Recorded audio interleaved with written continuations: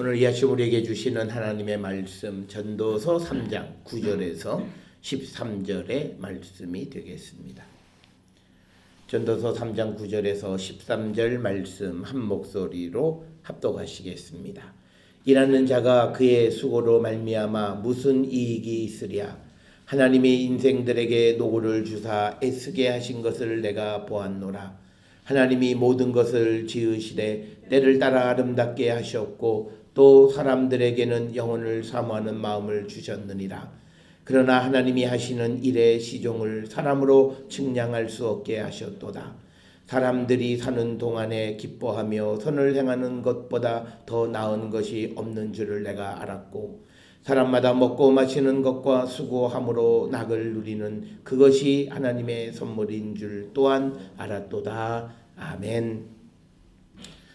오늘 우리가 함께 읽은 전도서 3장 9절로부터 13절까지의 말씀은 이제 그 3장 1절로부터 3장 이 8절까지 세상의 모든 것은 때가 있고 하나님이 정하신 시기와 때에 따라서 모든 것을 이루어 가시는 분이시다라고 하는 것을 우리가 여러 가지 구체적인 예를 통해서 이제 설명을 했습니다.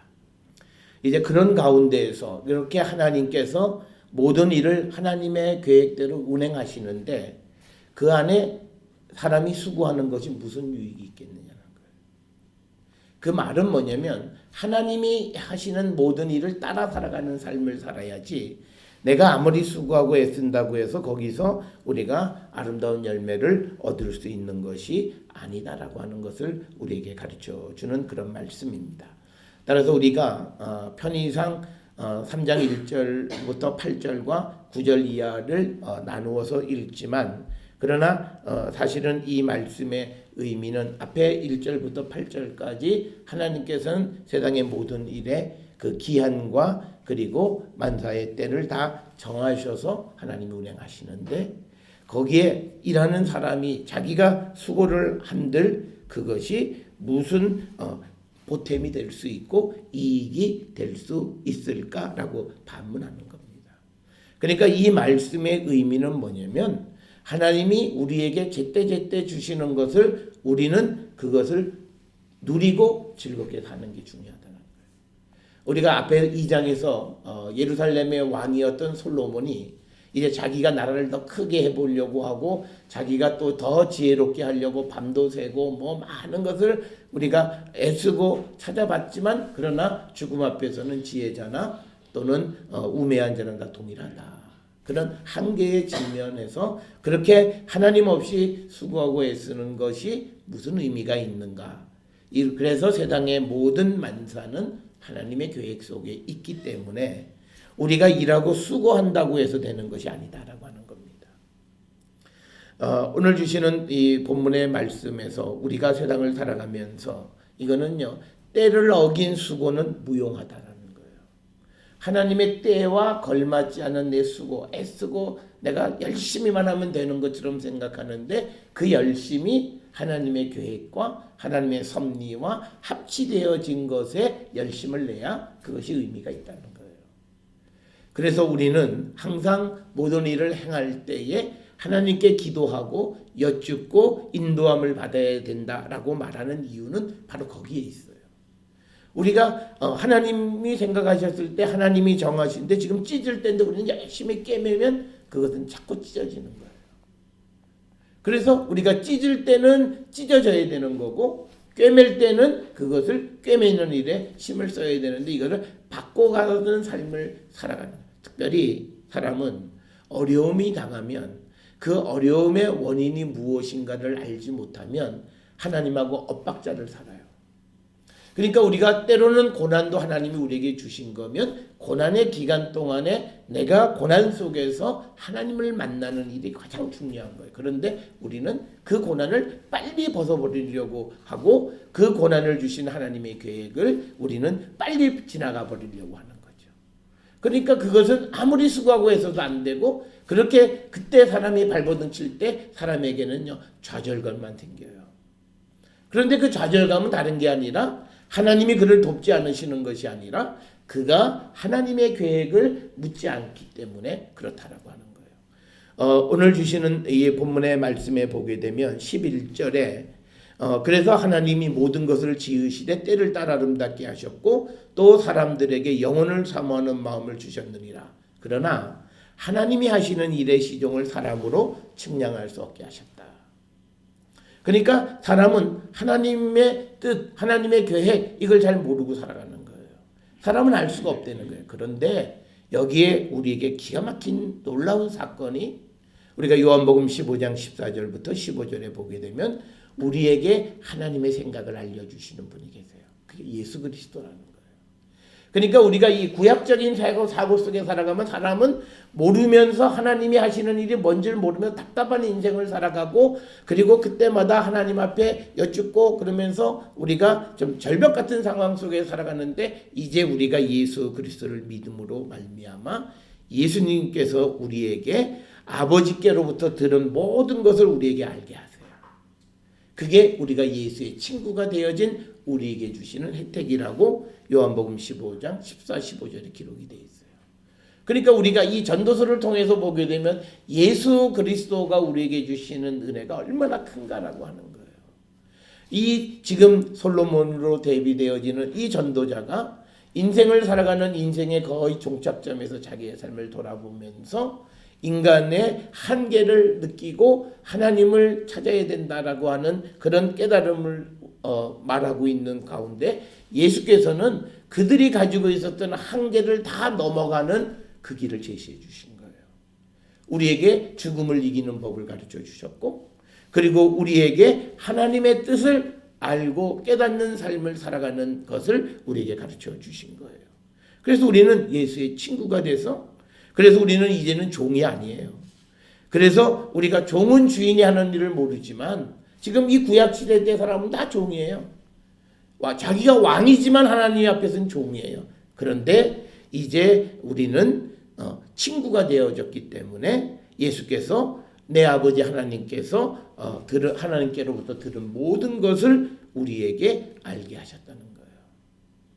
그게 바로 우리가 예수 그리스도 안에서 느끼는 우리가 갖는 지혜의 근본이 바로 거기에 있고 그게 바로 우리의 생명이라는 거예요. 그래서 우리가 예수를 믿어야 되는 이유는 바로 이거예요.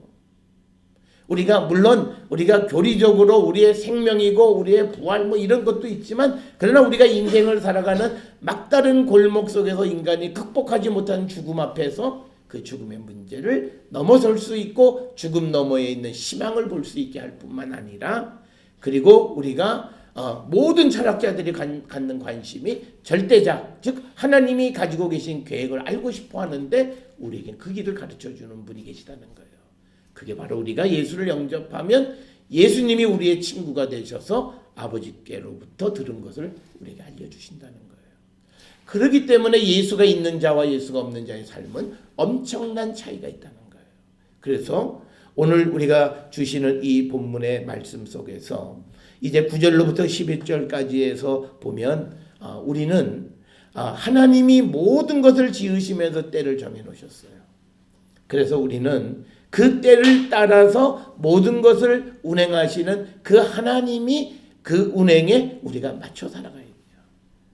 여러분 우리가 공항이나 이런 데 보면 워킹무브에 올라가면 같은 방향으로 가면 내가 조금만 힘을 들여도 빨리 걸어갈 수 있는 거예요.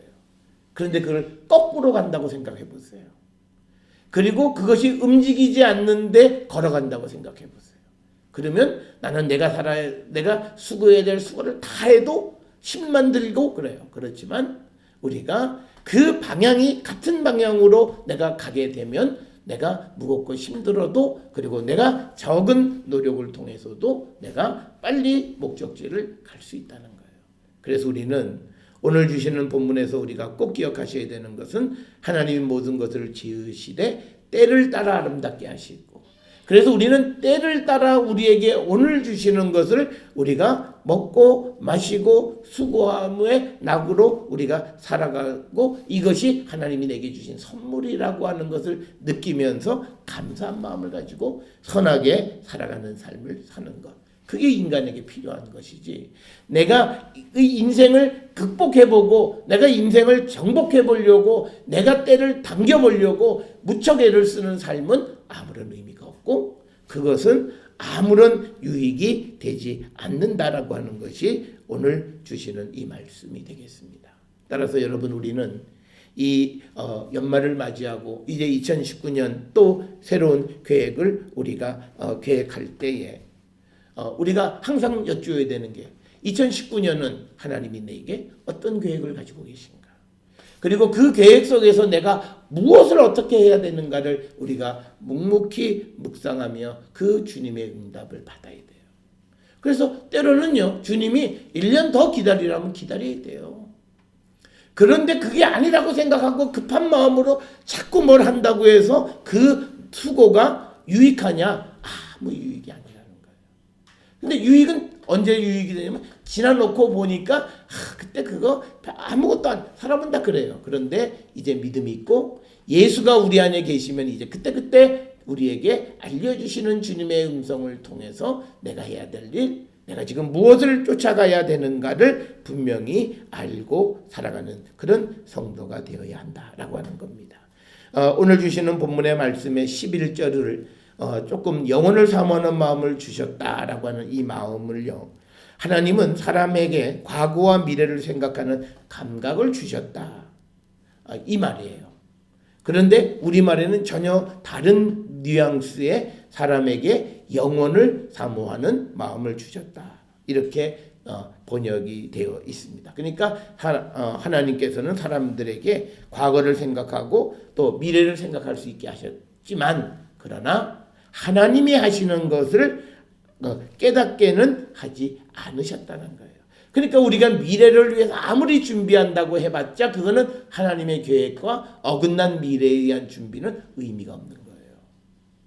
그러니까 우리가 아주 극단적인 예는 이거죠. 내가 앞으로 100세까지 사니까 무슨 뭐 보험이나 이런 걸 100세 뭐까지 받을 수 있도록 뭐 갱신을 하고 뭐 사람들이 관심이 그래요. 지금까지는 80까지를 보험을 수급할 수 있는 연령으로 잡았는데 이제 생명이 늘어나니까 이제 100세까지 연장하면 조금 더 보험료를 더 내고 뭐 그래요. 그런데 하나님이 그 사람이 79세에 죽는 계획을 가지고 계세요. 그럼 그가 100세까지 연장을 하고 20년 더 연장을 해서 열심히 애쓰고 수고하는 거 그거 아무 의미가 없다. 우리가 미래를 생각할 수는 있게 해요. 그런데 하나님이 가지고 계시는 그 카이로스의 때를 우리는 모른다는 거예요.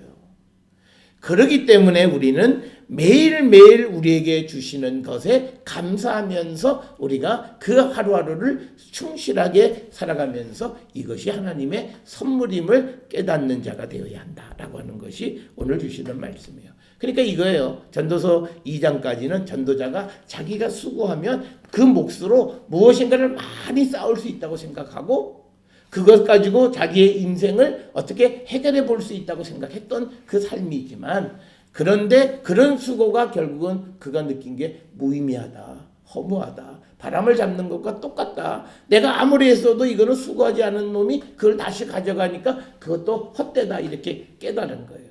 그러면서 인간이 노력을 하게끔 하는 것도 하나님이 주신 선물이다. 그럼 이건 뭐예요?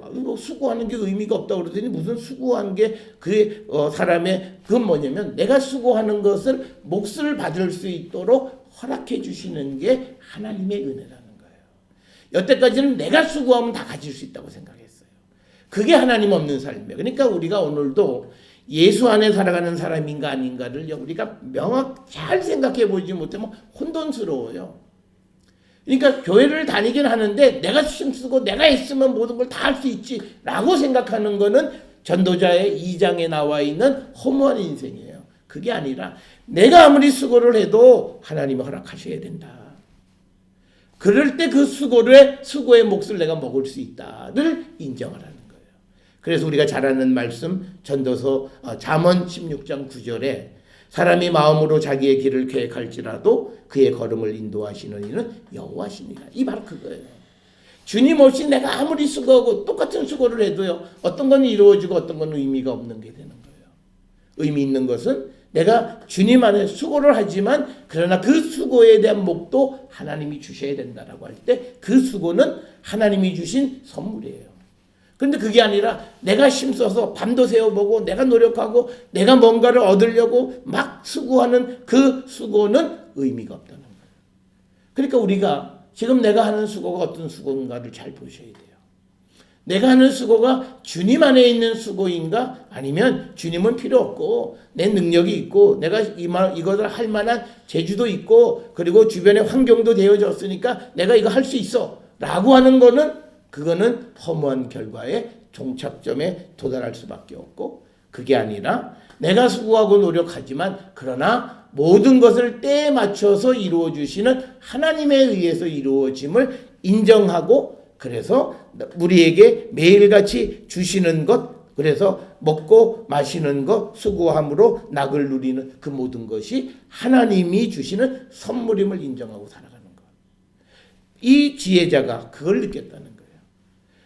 자기가 얻은 것이 자기가 수고해서 얻은 건 줄 알았는데 그게 아니라 역시 하나님이 허락해서 주신 것이다. 그래서 13절을 우리가 세 번역에는요. 사람이 먹을 수 있고 마실 수 있고 하는 일에 만족을 누릴 수 있다면 이것이야말로 하나님이 주신 은총이라는 거예요. 그러니까 수고도 하나님의 은혜예요. 내가 열심히 일하는 것도 하나님의 은혜예요. 그건 뭐냐? 내가 해야지 해서 하는 것이 아니라 하나님이 주신 것에 일을 열심히 하고 그곳에서 만족을 누리는 것이 하나님의 은혜예요. 그러니까 우리가 뭐가 없냐면 오늘날 우리는 다 뭐예요? 하나님이 주시냐 안 주시냐를 따지는 게 아니에요. 무조건 월급 많이 주냐 무조건 이게 복지가 좋냐 이거 따지는 거예요. 그러니까 아무리 좋은 복지를 주는 회사에 들어가도 사람의 욕심은 한계가 없어요. 그것도 부족한 거예요. 그 못한 데에 비하면 엄청나게 잘해주는데도 사람은 그걸 만족을 느끼지 못하는 거예요. 그러니까 우리에게는 하나님이 주신 거냐 내가 얻은 거냐의 차이라는 겁니다. 그래서 오늘 이 3장에서 모든 것의 때를 말씀하는 건 결국은 우리가 수고하고 우리가 노력해도 하나님이 이루어 주셔야 된다는 거예요. 그래서 우리가 이 전도서 3장은 우리가 잠언 16장에 있는 말씀과 같이 견주어서 읽으면 그 말씀의 의미를 훨씬 더 우리가 잘 깨달을 수 있어요. 내가 아무리 수고해도 하나님이 이루지 않으시면 그 수고는 의미가 없는 거예요. 그런데 오늘 수고를 하고 그 몫을 받게 되어진 것은 하나님이 주신 은혜라는 거예요. 그때 사람이 하는 수고는 이것은 하나님이 우리에게 주신 선물이고 그리고 사람은 그렇게 살아가야 한다. 우리가 자칫 잘못 이해하면 믿음 안에 있는 사람들 일 안 해도 먹고 살 수 있다를 얘기하는 거예요. 그런 것을 우리에게 이야기하는 게 아니에요. 오늘 주시는 10절에 보면 하나님이 인생들에게 노고를 주사 애쓰게도 하셨다 이렇게 말씀을 하고 있어요.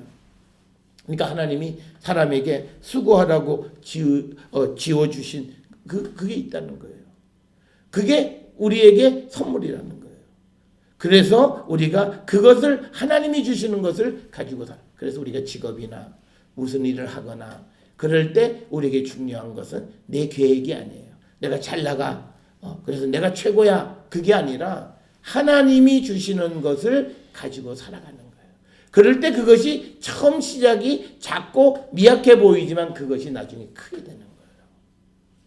여러분 우리가 인생을 뭐 이렇게 쭉 한 30년, 40년 이렇게 살다 보면요.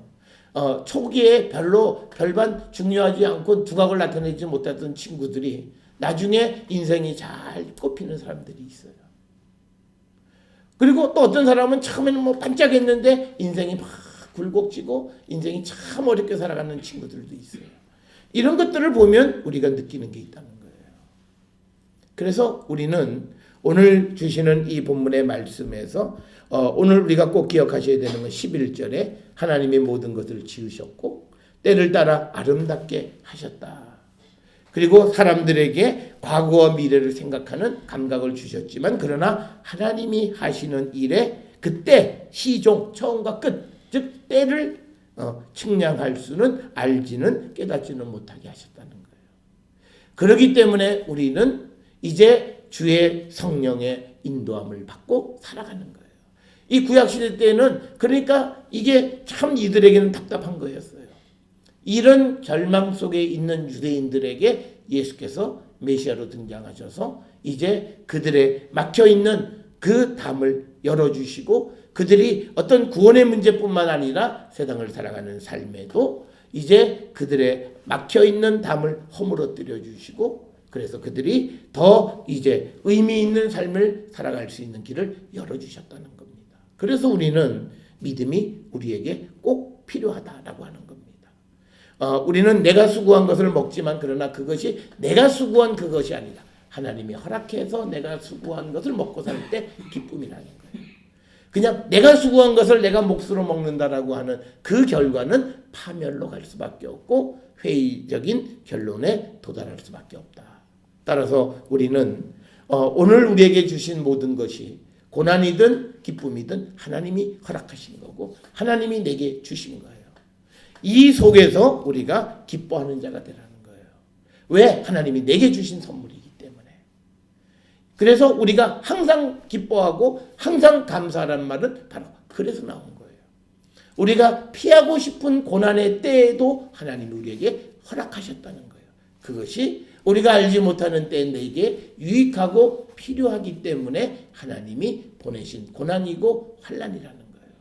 그래서 우리가 항상 기뻐하는 그런 성도가 되어야 하고 그래서 우리가 기쁘게 살면서 오늘 주시는 말씀에 그 선한 일을 행하는 것 12절에 사람들이 사는 동안에 기뻐하고 선을 행하는 것보다 더 나은 것이 없는 줄을 깨달았다는 거예요. 그러니까 어렵고 힘들 때 우리가 우리에게 주신 것으로 감사하면서 항상 우리는 선을 베풀며 살아가는 거고 이것을 예수님의 말씀으로 환원하면 우리가 사랑을 나누며 살아가는 자가 되어야 돼요. 어렵고 힘들 때일수록 더욱더 사랑하고 어렵고 힘들 때일수록 더욱더 이웃을 돌보는 그런 삶을 사는 것이 이게 정말 하나님의 뜻에 부합한 삶을 살아가는 거라는 거죠. 그래서 우리가 사람들이 사는 동안에 기뻐하고 자기만 즐기는 게 아니에요. 그걸 매일같이 즐기긴 하지만 그러나 그것을 통해서 선을 행하는 것이 그것이 가장 우리에게 좋은 길임을 우리에게 가르쳐 주는 겁니다. 그래서 우리는 결론적으로 하나님이 우리에게 때를 맞춰 주시는 그것을 통해서 우리도 기쁘지만 그것을 통해서 다른 사람들에게 선을 나누는 삶을 살아가는 것이 의미 있고 복되다라고 하는 겁니다. 특별히 지금 우리가 살고 있는 이 시대가 여러 가지 어려운 환경 속에서 점점 개인주의화되고 이기적인 그런 모습으로 변해가고 그리고 우리가 가족이나 집단 이기주의적인 사회로 자꾸 가요. 그런데 이것은 분명 잘못된 방향으로 가는 겁니다. 우리는 하나님이 주신 것을 우리가 누리는 삶을 살지만 그러나 그것을 통해서 또 우리가 선을 나누고 선을 행하는 삶을 살아야 하는 것이 주님의 뜻이고 주님이 우리에게 은혜를 베푸신 그 목적이다. 선물을 받은 사람은 그 선물을 나누는 그런 삶을 살아야 함을 우리에게 가르쳐 주시는 말씀입니다. 우리에게 주시는 것이 무엇일지라도 우리가 기뻐하는 삶 그리고 그것을 통해서 악한 삶을 사는 것이 아니라 선을 행하는 그런 성도들이 되어서 하나님의 선물을 받은 하나님의 백성의 온전한 삶을 사는 우리 모두가 될 수 있기를 주의 이름으로 축원합니다.